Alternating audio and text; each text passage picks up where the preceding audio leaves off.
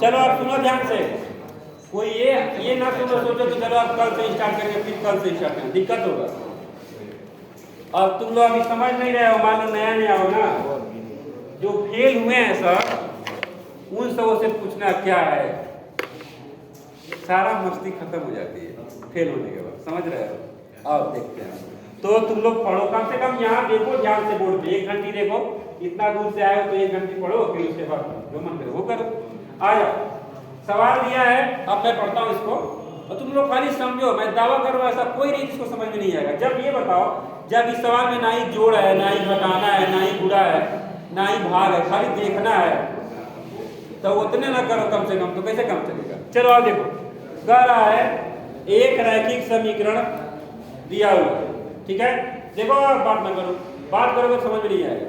ये दिया हुआ है, कह रहा है 2 चरों में एक ऐसी और रैखिक समीकरण लिखिए ताकि युग्म ज्यामितीय निरूपण जैसा थी। इसमें 3 चीज दिया हुआ है, ध्यान दे सब लोग। देखे, पहला कह रहा है कि प्रतिच्छेद करती रेखाएं, मतलब एक समीकरण वो दिया है और तुम्हें दूसरा समीकरण बनाना है कि वह रेखा इस रेखा को प्रतिच्छेद करते, मतलब इन दोनों को मिला के ग्राफ बनाए तो कुछ इस तरीके का ग्राफ बन जाए, ठीक है। तो अब देखिए ध्यान से, रेखाएं क्या करें, प्रतिच्छेद करें, समझ में आ गया।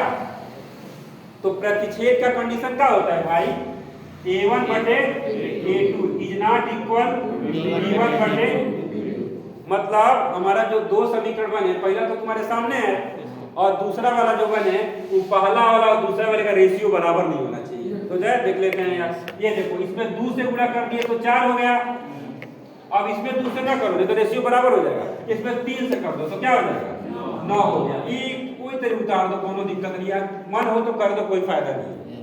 हो गया पहला सवाल, समझ में आ गया। प्रतिच्छेद रेखाएं करने के लिए इन दोनों में 2 भिन्न भिन्न अंकों से गुणा कर दो, हो गया ना। चलो हो गया यार। अब देखते हैं हम लोग इस पर दूसरा सवाल, ठीक है। दूसरा सवाल क्या कर रहा है, समांतर रेखाएं, क्या है इसमें, समांतर रेखाएं। देखो, तो समांतर रेखाएं का क्या कंडीशन होता है जी, A1 बटे A2 बराबर B1 बटे B2 बराबर C1 बटे C2। आओ चेक करते हैं, 2 को बराबर होना चाहिए ना, मतलब कि एक ही अंक से दोनों में गुणा होना चाहिए, लेकिन तीसरा वाला भी नहीं होना चाहिए, गबड़ा देगा, वो कहा नॉट इक्वल ना।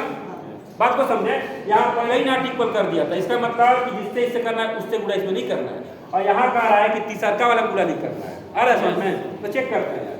यहाँ 2 से गुणा करेंगे तो 2 गुना 4, और इसमें भी 2 से गुणा करेंगे 2 तिहाई, लेकिन किनारे वाले में 2 से नहीं, उसको उन्हीं तरह छोड़ दो जी, हो गया ना। ये रेखाएं कैसी हैं, समांतर। आगे समझ में। अब तीसरा सवाल देखते हैं, तीसरा क्या है, समपाती रेखाएं कैसी हो, और चेक करते हैं, A1 बटे A2 बराबर B1 बटे B2 बराबर C1 बटे C2। आ जाओ जल्दी आ जाओ। अब सुनो ध्यान से, तो जब जाओ बैठ। तो अब आपको कैसा लेना चाहिए कि अब ये देखो तीनों में बराबर है, इसका मतलब एक ही अंक उठाएंगे और तीनों में गुणा कर देंगे। देखो बराबर है ना, नॉट इक्वल वाला कहानी तो है नहीं। तो चलो मैं उठाता हूँ 2 को, 2 गुना 4 2 तिहाई 4 और 2 बटे बराबर, हो गया ना। तो कहानी कंप्लीट।